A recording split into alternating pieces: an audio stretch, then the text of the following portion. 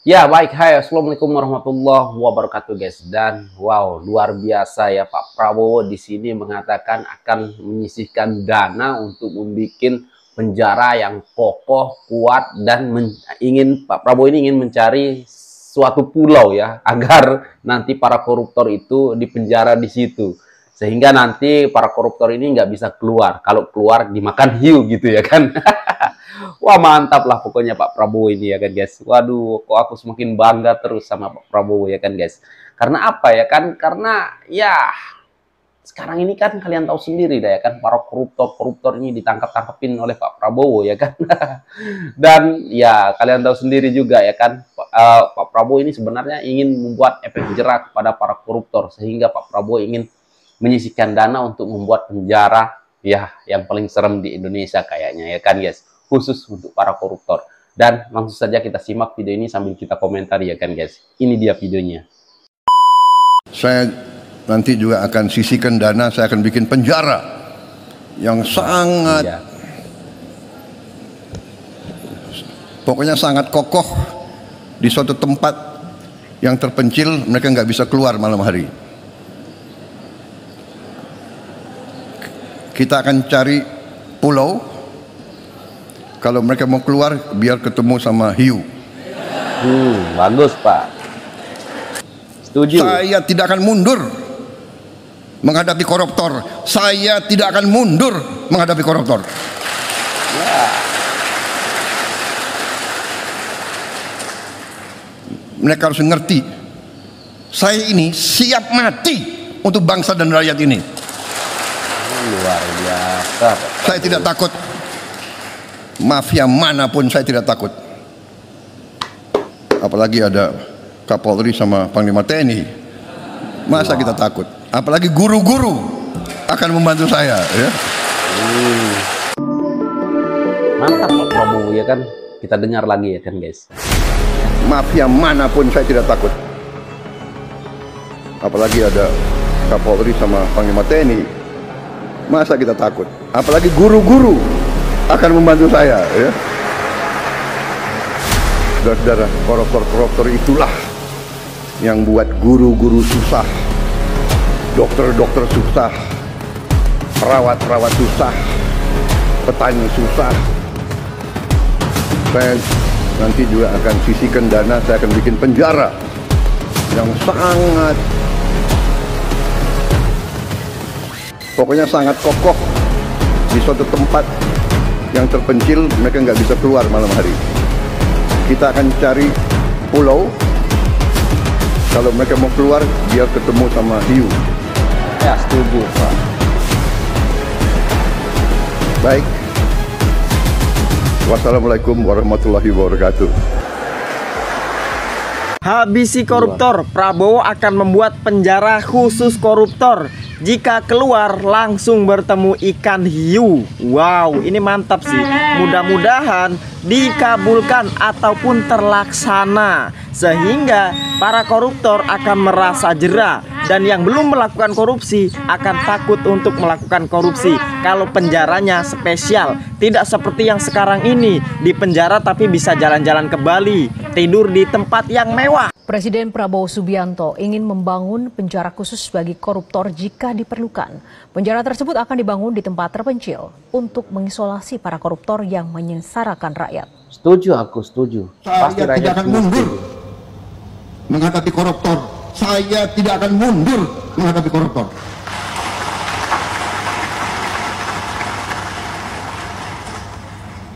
Mereka harus mengerti, saya ini siap mati untuk bangsa dan rakyat ini. Saya tidak takut mafia manapun, saya tidak takut. Iya. Apalagi ada Ngapain takut Pak? Kapolri sama Panglima TNI. Masa kita takut? Apalagi guru-guru akan membantu saya ya.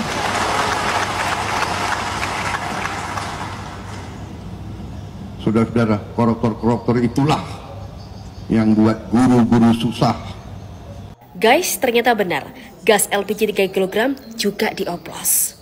Wah. Ini dia, yaitu kasus pengoplosan gas LPG 3 kg, dan ini baru kena atau baru terungkap di Provinsi Bali. Dan para tersangka ini meraup keuntungan sekitar 3,37 miliar rupiah. Sebentar, aku nggak tahu dalam 3 miliaran itu dalam kurun waktu berapa. Dalam waktu kurun 1 bulan, luar biasa. Jadi memang targetnya gas LPG 3 kg yang dioplos ini adalah untuk para UMKM atau para pedagang. Jadi para pedagang kecil, terus laundry. Nah, target marketnya tuh ternyata para tersangka ini di sana.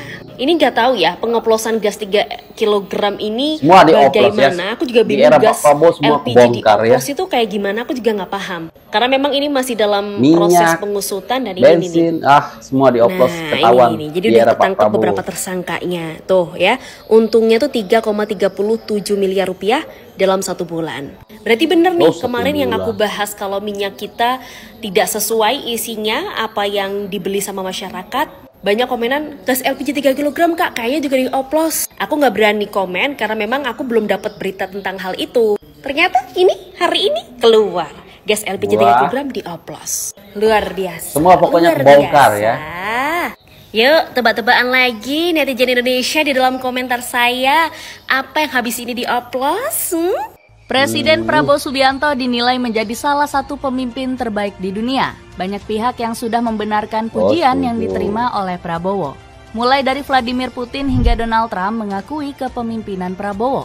Selain itu, Prabowo juga mendapatkan pujian dari bangsawan Skandinavia.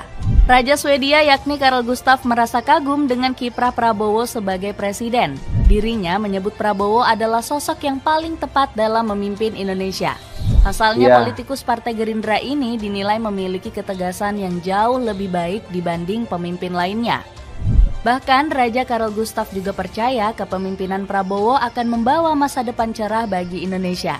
Pasalnya, bangsawan Swedia ini yakin kalau Prabowo sangat mengerti cara untuk mencapai kesejahteraan bagi rakyat Indonesia. Hati-hati maling-maling, Pak Prabowo sedang bersih-bersih. Hari ini KPK menggeledah rumah Ridwan Kamil yang terkait dengan korupsi Bank BJB. Apakah di era Pak Prabowo siapapun ya? Kita lihat proses hukumnya. Pandang bulu. Ini adalah komitmen Pak Prabowo menindak tegas tanpa pandang bulu ya. Nah, hukum tidak mengenal kawan atau lawan. Mau tom lembong kayak apa sih, siapa kayak sikat, selama dia maling, begitu loh. Dan dibuktikan di mata persidangan, di mata hukum. Kalau orang korupsi berdasarkan alat bukti, bukan asal tuduh ya, begitu loh. Jadi silakan yang punya teriakan adili, Anda buktikan dong, ya. Kan hukum berdasarkan alat bukti dan bukti, gitu.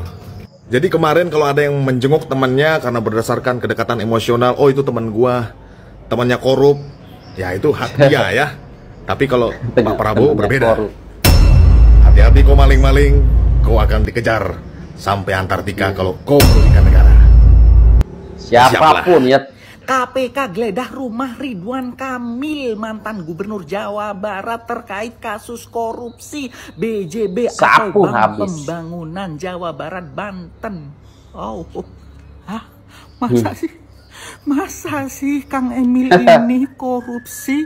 Padahal Kang Emil ini kan terkenal sebagai pejabat yang santun, sopan, jujur, bersih, baik hati, kerjanya bagus, nggak neko-neko, pinter. Tapi masa iya Kang Emil ini korupsi atau sengaja dijadikan tersangka korupsi atau gimana, atau dituduh gimana? Aduh nggak tahu gimana ini ya. Menurut netizen gimana? Kang Emil ini bener-bener korupsi atau bagaimana?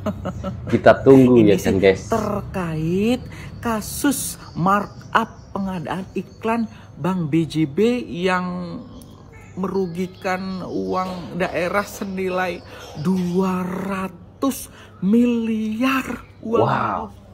200 miliar ya guys. Ya mudah-mudahan KPK benar-benar menyelidiki ini sampai tuntas dengan benar. Kalau memang Kang Emil ini bersalah, ya harus diproses secara adil. Kalau memang nggak bersalah, ya semoga yang salah siapa itu ketangkep ya. Kita doakan semoga Kang Emil ini baik-baik saja. Saya sih nggak curiga ya kalau Kang Emil itu korupsi, karena kelihatannya Kang Emil baik-baik aja, nggak bermasalah sebagai pejabat, ya kan? Kalau menurut netizen gimana? Kang Emil ini bersalah atau enggak ya? Ya, kita tunggu aja. Kepemimpinan Prabowo diuji publik terkait hukuman mati bagi para koruptor. Catatan Nyoman Sarjana, pekerja media. Dengan semua kekacauan ini, masyarakat yang tadinya bersorak-sorai mendukung kebijakan ini mulai bertanya-tanya, apakah ini benar-benar cara terbaik untuk memberantas korupsi atau justru malah menciptakan ketakutan yang melumpuhkan roda pemerintahan? Dalam sebuah forum akademik di Universitas Indonesia, sekelompok pakar hukum mulai menyuarakan keprihatinan mereka terhadap kebijakan hukuman mati bagi koruptor Rp1. Menilai bahwa kebijakan ini bisa digunakan sebagai alat politik untuk menyingkirkan lawan-lawan tertentu. Beberapa anggota DPR yang sebelumnya diam, kini mulai mengangkat isu ini dalam rapat pleno, berusaha mencari celah hukum yang memungkinkan revisi kebijakan sebelum lebih banyak pejabat yang terseret ke dalam jurang kematian akibat pelanggaran administratif kecil. Di ruang sidang Mahkamah Konstitusi, sebuah gugatan uji materi mulai diproses. Diajukan oleh koalisi berbagai organisasi masyarakat sipil yang menganggap kebijakan ini melanggar asas keadilan dan proporsionalitas dalam hukum pidana. Para jaksa di Kejaksaan Negeri pun mulai kebingungan menentukan kasus mana yang layak dihukum mati dan mana yang masih bisa diberikan sanksi administratif, karena aturan baru ini begitu ketat hingga tidak menyisakan ruang untuk fleksibilitas hukum. Di sisi lain, beberapa pengusaha mulai membentuk aliansi rahasia untuk melobi pemerintah agar memberikan pengecualian bagi sektor bisnis tertentu yang selama ini selalu bersinggungan dengan anggaran negara. Dengan semakin banyaknya suara penolakan, pertanyaan besar pun muncul. Apakah Prabowo akan bertahan dengan kebijakan ini? Atau ia akan mengambil langkah mundur demi menyelamatkan stabilitas pemerintahan? Sementara itu, di kalangan birokrasi muncul satu aturan tidak tertulis yang kini semakin populer.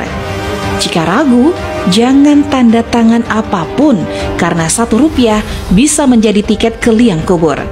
Suasana di Lapas Nusa Kambangan terasa tegang pada pagi itu, ketika seorang mantan pejabat dinas pendidikan di sebuah kabupaten kecil menjadi orang pertama yang dieksekusi mati karena terbukti mengalihkan dana beasiswa sebesar Rp1.500 untuk membeli kopi dan rokok selama rapat internal. Media nasional dan internasional langsung berebut menyiarkan detik-detik menjelang eksekusi. Sementara para pendukung kebijakan ini bersorak puas, menganggap ini sebagai bukti nyata bahwa era cuma di penjara lalu bebas bagi koruptor benar-benar berakhir. Di sisi lain, organisasi HAM dalam dan luar negeri berbondong-bondong mengutuk eksekusi ini, menyebutnya sebagai tindakan yang berlebihan dan melanggar prinsip keadilan. Tetapi pemerintah Indonesia bersiku bahwa ini adalah langkah yang diperlukan untuk menciptakan efek jerah. Wawancara eksklusif dengan keluarga terpidana yang disiarkan di televisi nasional menambah dramatisasi kasus ini, di mana istri dan anak-anaknya menangis histeris dan mengklaim bahwa ia hanya korban sistem birokrasi yang carut-marut, bukan kriminal besar yang layak ditembak mati. Presiden Prabowo saat ditanya wartawan mengenai eksekusi ini hanya menjawab dengan singkat, hukum harus ditegakkan, seberapapun kecil nominalnya. Karena korupsi adalah penyakit yang harus kita cabut sampai ke akar-akarnya. Namun, di balik ketegasan pemerintah, muncul pertanyaan di kalangan elit politik dan birokrasi. Jika uang kopi dan rokok saja bisa membuat seseorang dihukum mati, siapa yang akan menjadi korban berikutnya? Ketakutan yang sebelumnya hanya mengendap di balik meja-meja kementerian, kini berubah menjadi kepanikan nyata di mana para pejabat tinggi mulai mendesak hukum untuk direvisi sebelum lebih banyak korban berjatuhan. Hanya dalam waktu beberapa minggu sejak eksekusi pertama, efek kebijakan ini mulai terasa lebih luas ketika berbagai proyek infrastruktur nasional mendadak terhenti karena pejabat-pejabat yang tanggung jawab menolak mengambil keputusan apapun yang berkaitan dengan anggaran. Pembangunan jalan tol yang seharusnya selesai dalam waktu 6 bulan kini terbengkalai karena tidak ada pejabat yang berani menandatangani pencairan dana. Takut jika nanti ada Rp1 yang salah hitung, nyawa mereka jadi taruhannya.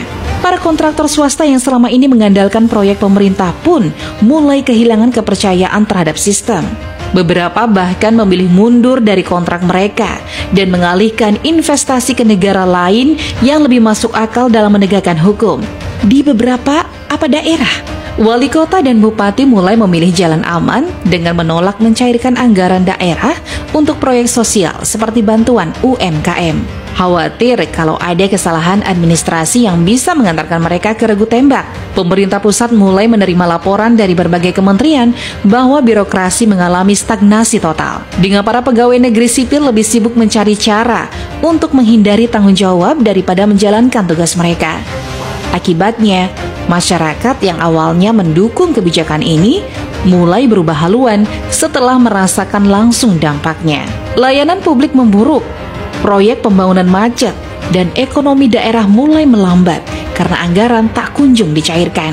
Sejumlah ekonomi nasional memperingatkan bahwa jika kebijakan ini tidak segera dievaluasi, maka Indonesia beresiko mengalami resesi administratif di mana pemerintah lumpuh bukan karena kekurangan dana, tetapi karena ketakutan ekstrim di antara para pengambil keputusan. Guys, gimana menurut kalian kalau semua para koruptor dihukum metong, ya kan? Kalau sudah terbukti ya misalkan ada jumlah batas nominal yang mereka korupsi gitu harus dihukum metong. Karena kalau aku setuju ya kan guys. Karena penyakit di negara Indonesia ini ya itulah ya para koruptor ya kan. Nah, jadi maka aku setuju aja lah kalau misalkan para koruptor ini dihukum metong ya kan guys. Seperti Cina gitu ya kan. Wah, mantap ya kan. Kalian lihat sendiri kan sekarang Cina maju pesat ya kan. Karena apa? Karena Cina ya tegas dalam menghukum para koruptor gitu ya kan. Kalau Indonesia seperti itu, aku yakin di Indonesia juga 10 tahun yang akan datang, ya Indonesia ini akan makmur. Jaya seperti Cina juga ya kan guys ya. Ya menurut aku ya pemerintah harus menerapkan hukuman metong ya untuk para koruptor supaya ada efek jera ya kan. Hukuman metong dan langsung juga ditambah dengan perampasan aset. Waduh keren ya kan. Maka mereka-mereka yang sudah koruptor akan ya nggak bisa nyenyak tidur, dan yang belum korupsi gitu ya kan akan berpikir 1000 juta kali ya kan untuk melakukan korupsi. Nah, jadi itu ya kan menurut aku ya. Nah, tadi kan kalian dengar juga ya, Pak Prabowo akan menyisihkan dana untuk membuat penjara yang kokoh di suatu pulau ya kan. Sehingga nanti kalau para koruptor ini mau keluar malam-malam ya kan, ketemunya langsung hiu. Itu lagi bagus ya kan, lagi setuju. Ya pasti kalau ditanya apa Pak Prabowo tanya masyarakat, pastilah ya kebanyakan setuju. 90% setuju. Mungkin yang nggak setuju itu ya para koruptor ya kan. Oke guys, nah jadi gimana kalau menurut kalian kalau misalkan di Indonesia ini diterapkan hukuman metong untuk para koruptor, kalian setuju apa tidak? Nah, coba kalian komen di bawah. Gimana pendapat kalian? Sekian, terima kasih. Assalamualaikum warahmatullahi wabarakatuh. Bye.